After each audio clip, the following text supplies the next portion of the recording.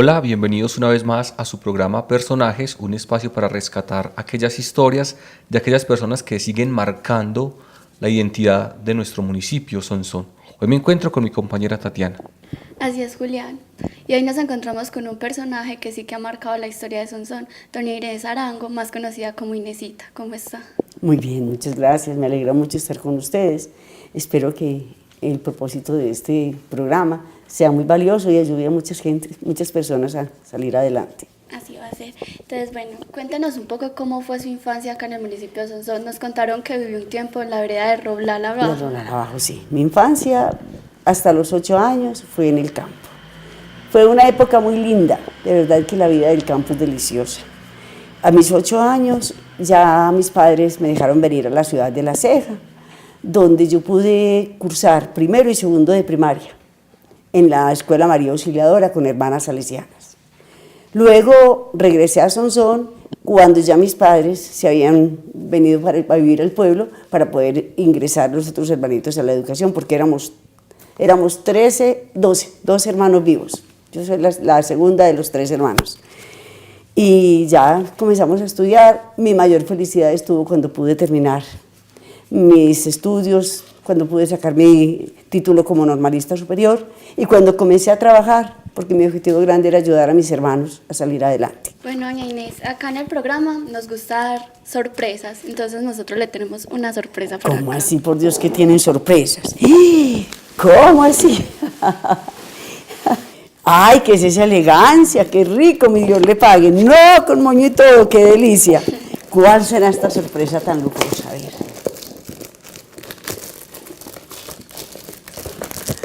¡Uy! ¿Qué es esto? Esto se parece como algo de aquí. ¿Ustedes Lo he visto en alguna parte, Lo he visto en alguna parte. ¡Ay, tan bello! Mis 11 hermanitos, mi padre. Eso fue recién muerta mi querida mamá. Recién muerta mi querida mamá. Ustedes saben que mi mamá murió en 1980, que en 1979 el terremoto nos había dejado sin casa. Eso fue en noviembre del 79 y en febrero, cuando murió mi mamá, quedamos los 12 hermanos y mi papá ya con el primer sobrino. Vea. Cuéntenos un poco sobre la experiencia y sobre el significado que tienen sus hermanos para usted. Para mí mis hermanos son los hijos que nunca tuve. Para mí mis hermanos han sido especiales, gracias a Dios. Lo fueron cuando vivíamos todos juntos y aún con la falta de mi mamá. Y luego que ya fueron saliendo, que fueron terminando sus estudios, que fueron saliendo todos adelante, que hoy en día están todos ubicados, más los quiero cada día. Nosotros somos una familia muy unida, nos queremos sobremanera. Yo creo que también detrás de esa hermosa familia, de esos hermanos, pues hay un legado muy importante y es el de su señora madre, ¿cierto? Yo creo que muchas enseñanzas le dejó, alguna enseñanza significativa que nos quiera compartir que aprendió de su señora madre. Mi mamá era una persona muy católica. Mi mamá fue una persona que ella no aceptaba que nosotros nos quedáramos sin la misa el día domingo. Y ella pues era pendiente de que estudiáramos y que fuéramos a la misa el día domingo. Recuerdo que el domingo por la mañana ella salía y nos llamaba a todos, muchachos para misa, y cantaba. El demonio en la oreja le está diciendo, deja misa y rosario y siga durmiendo. Y ella nos hacía levantar, el que no va a misa no tiene camisa. Entonces ella nos hacía levantar a todos y salía con todos para la misa de 5:30 en ese entonces en la parroquia del Carmen. De manera que es una experiencia que queda aún en nosotros y que nosotros aún la guardamos como un legado muy especial de mi querida mamá. Usted nos contaba un poco que ellos eran como sus hijos, entonces hablando con su hermana, ella nos dijo que usted era como la segunda madre, que porque usted quedó a cargo de ellos cuando su madre murió. Eso nos pasó. Cuando mi mamá murió en 1980, tenía casi todos los hermanitos estudiando. Entonces estaban de 9, 10, 11, 12, 13, estaban en esa época de la juventud. Y entonces nos tocó, de verdad, a Cecilia y a mí, en afrontar la situación. Cecilia a nivel de la casa. Ustedes saben que en una casa hay mucho que hacer. Había que lavar, había que hacer la comida, había que atender la familia. Y en mi parte, económicamente. Mi papá, después de que yo trabajé, él no volvió a trabajar. Él solamente iba a la finca y todo eso, pero ya asumimos entre las dos la responsabilidad. De ahí que nos queremos tanto. Un poquito de pronto también de esa adolescencia suya, ¿cierto? Como asumir ese papel y ese cariño de querer que sus hermanos salieran adelante, de trabajar, como es un poquito esa época de la juventud. La juventud fue muy dura, fue supremamente dura. Tuvimos que afrontar muchas situaciones, como de decir que a veces no había que comer, a veces, pues sobre todo cuando estaba estudiando, mis compañeras recogían mercados y nos regalaban. Yo eso nunca lo olvido y siempre agradezco, porque hay que ver que de esa situación difícil, de esa pobreza, de esa miseria, llegar uno a salir adelante y a vivir hoy un hogar confortable para nosotros y para mis hermanos es el regalo más lindo que la vida nos ha dado. Eso sí, ante todo mucha fe, mucha fe. Recuerdo una vez, pues no sé si será bien comentar esa anécdota ahora, mi hermanito Alonso, en medio tenía un día, pues quería algo de comer y no había qué, entonces cogió una forja. En ese tiempo había una forja que eran esos aparatos que utilizan en las fraguas, y puso a calentar un agua con manteca y con sal, y se quemó con ella. Nunca olvidamos esa quemada de Alonso, y él siempre recuerda ese momento tan crítico cuando, por cosas de la vida, sí, pues son anécdotas que quizás uno no debe contar, que fueron situaciones que ya pasaron, y gracias a mi Dios, eso nos valió mucho porque nos ayudó a salir adelante en medio de las situaciones de la vida. En esa época de la juventud también nos contaban por ahí un pajarito, sí, que era muy valioso, como usted pues se dedicaba también a como las labores propias de la casa, como el quedarse hasta altas horas de la tarde lavando ropa, y luego después de dedicadas a labores de la casa se dedicaba a su preparación, que a punta de vela se quedaba hasta tarde estudiando y preparándose por esa pasión por la docencia, por la educación. Así me tocaba, y en realidad fue duro. Y mi mamá pues tenía niños, porque el año que yo terminé mi normal, mi mamá había tenido en octubre el último hijo y en noviembre fueron los grados. Entonces me tocaba levantarme a las 4 de la mañana, lavar la ropa, organizar lo de la casa y salir para el colegio. Por la tarde llegar y cumplir las mismas funciones, y a veces mendigar por algunos lados para poder solventar las situaciones difíciles que la vida nos presentaba. Gracias a Dios, fueron épocas duras, pero hoy me siento feliz de esas situaciones difíciles y de haber podido lograr adelante las situaciones. Además, eso me sirve para ayudarle a mucha gente que yo veo que sufre, mucha gente que veo que tiene dificultades, mucha gente que veo que ha pasado las dificultades por las que yo pasé y que puedo ayudarles. Era una de las labores que hacía cuando yo trabajaba, tratar de ayudarles a muchos estudiantes que estaban en las mismas condiciones que yo y que tenían que salir adelante. De pronto, como ya hablar un poco de sus sueños, nos contaron que quería ser religiosa. ¿Cómo es eso? Quise ser religiosa y fue mi gran anhelo. Recuerdo que en el mes de agosto, antes de morir, mi mamá le dije: mamá, es el último año que voy a trabajar, yo me voy para el convento, yo me voy a ir de religiosa. Las palabras de mi mamá fueron: no, mija, ¿y qué vamos a hacer con este familión si usted es la que lleva la casa? Me quedó para pensarlo y bueno, le dije yo: en fin, mamá, a la mano de mi Dios. Y eso fue en agosto y ella murió en febrero. O sea que ella ya como que estaba preparando el camino y como que sabía que yo iba a quedar responsable de eso. Y la noche que murió, yo recuerdo unas palabras como que penetraron en mi vida: Inés, esta es tu cruz. Y lo fue y lo sigue siendo, porque de verdad que yo no me casé hasta que ya mis hermanos no estuvieron todos organizados. Lo último fue con mi papá, que hasta que no lo enterré pues ya no quedé tranquila, pero ya estaba casada, porque en los años 93 yo también traté de ingresar, ya me habían aceptado, ya había escrito la carta a la comunidad de las hermanas carmelitas, ya había sido aceptada, ya había pasado todo el proceso, ingresaba un 1 de enero el proceso, y resulta de que mi papá dijo que él no se iba para Bogotá, que él no se iba a vivir con mis hermanos, que él tenía que seguir viviendo en su casa.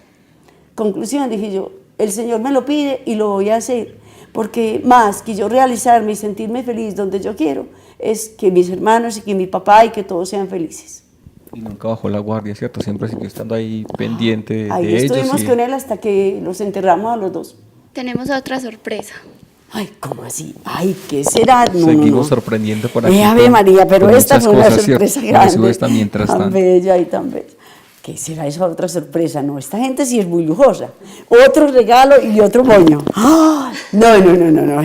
Ay, pero ustedes están curiosos, ¿de dónde sacaron estas sorpresas? Ay, porque yo quise tanto, tan rico. Esto que nos costó tanto porque fue, empezamos a estudiar, pues yo terminé mi normal y quería hacer también mi licenciatura.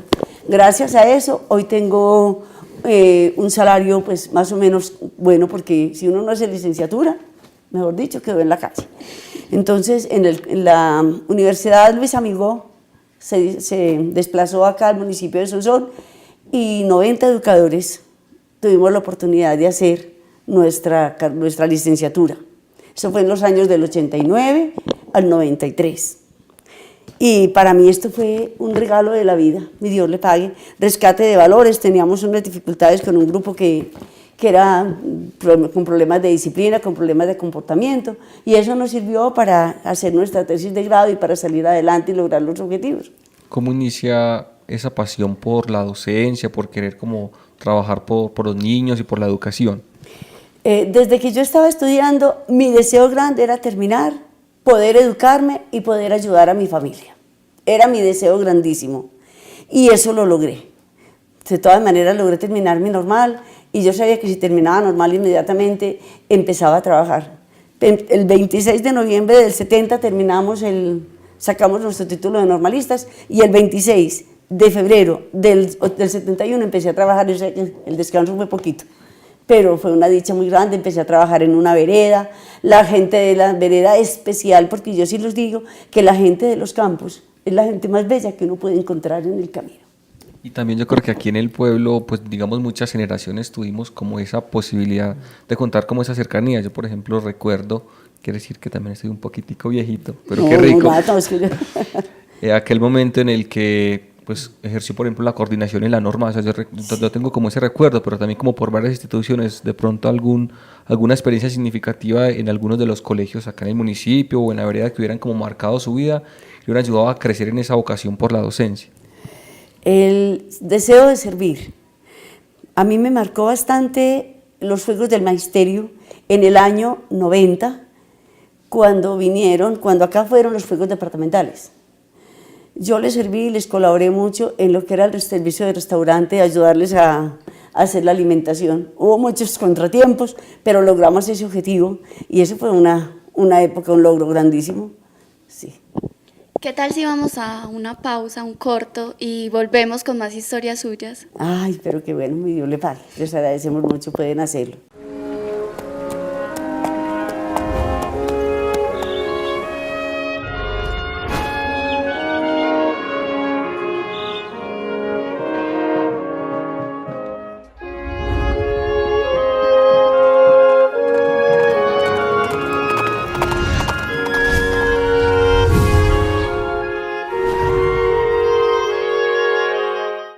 Continuamos aquí pues con nuestro programa Personajes, aquí con Inesita Arango.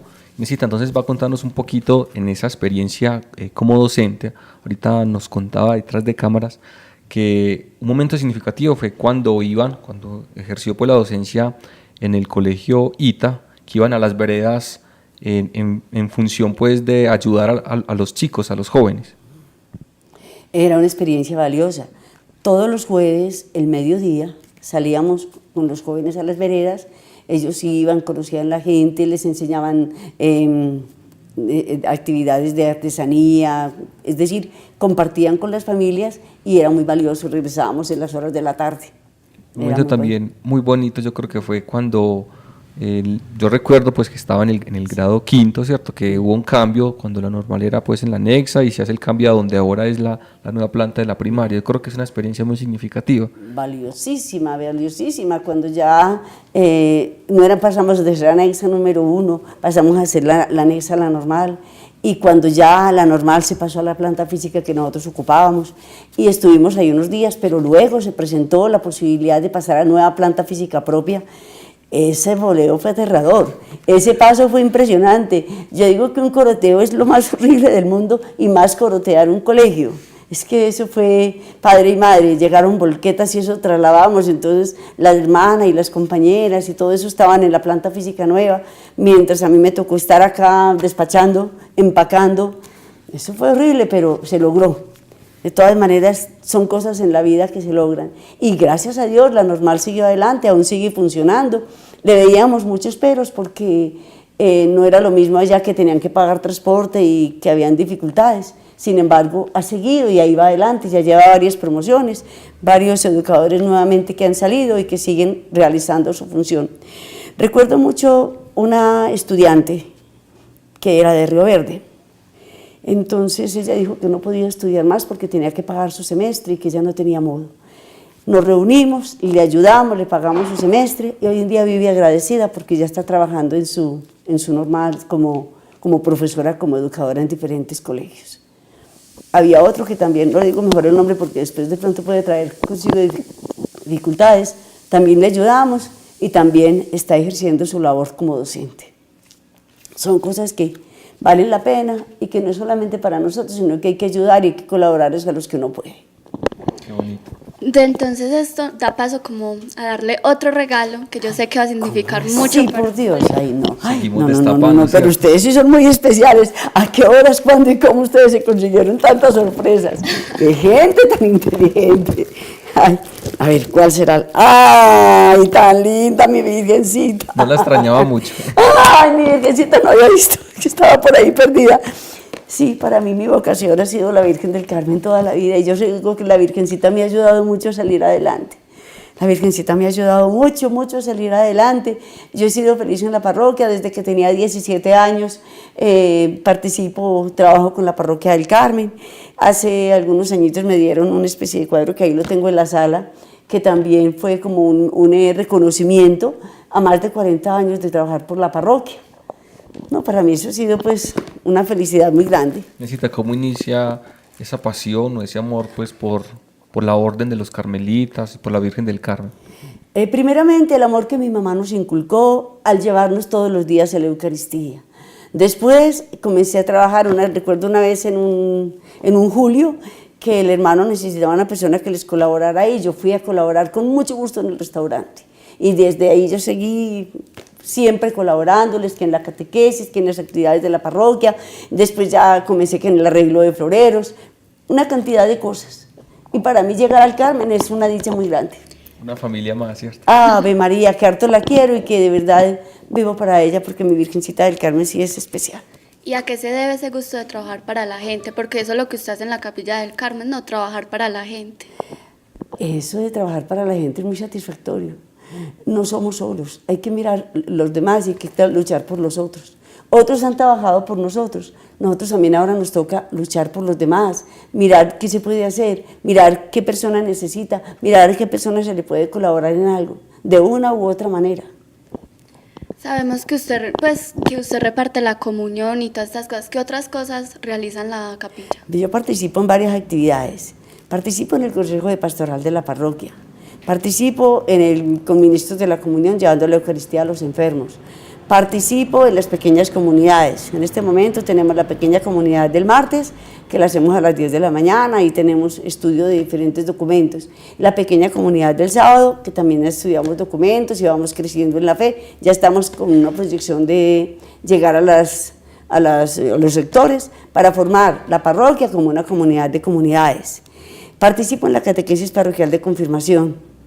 Participo en la Pía Unión de Santa Teresita. Ya se me olvidaron más cosas, dejémoslas así.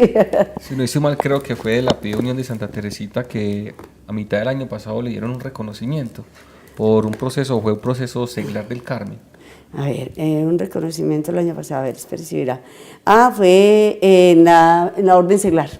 La Orden Seglar de Carmelitas Descalzos. Yo estaba desde 1984 en la Orden Seglar.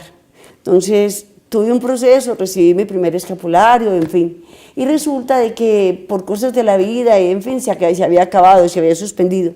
Ahora llegó el Padre Plata y recuperó eso. Entonces ya me dieron a mí la segunda promesa, ya como que dice la consagración, como integrante de la orden, pues, de la Orden Seglar de Carmelitas para seguir adelante en el proceso. Un mérito a la perseverancia, ¿cierto? Sí, eso. Pues nos contaron que usted no es la única que le gusta acomodar, sino que toda su familia, que eso viene como de toda su familia. Eso viene de familia. Para nosotros la felicidad es poder colaborar con la gente, poder colaborar y poderle ayudar al que necesita de una u otra forma, bien económicamente, bien con un mercado, bien a veces, sí. Por ejemplo, de poder recuperar y darle una casita a una persona, eso fue muy satisfactorio. Un trabajo también como muy significativo y muy bonito que realizan es como con aquellas mujeres que están en proceso de gestación, ¿cierto? Que realizan como algunas campañas para que ellas puedan tener su ajuar, las cositas básicas para los bebés. ¿Cómo es ese proceso? Ese proceso. Nosotros tenemos en Medellín y en Bogotá, también eso es parte de la Pía Unión de Santa Teresita también, algunas personas que trabajan en costureros y que están haciendo o están fabricando esos ajuares. Nosotros aquí los recibimos y los vamos repartiendo. Entonces ahí cada vez que se puede les llevamos ajuaritos a las madres de familia gestantes que tienen sus bebés. Sí. Como una cualidad de no apegarse a lo material, sino antes desprenderse. Antes desprendernos y poder ayudar a la gente, a los que más lo necesitan. Sí.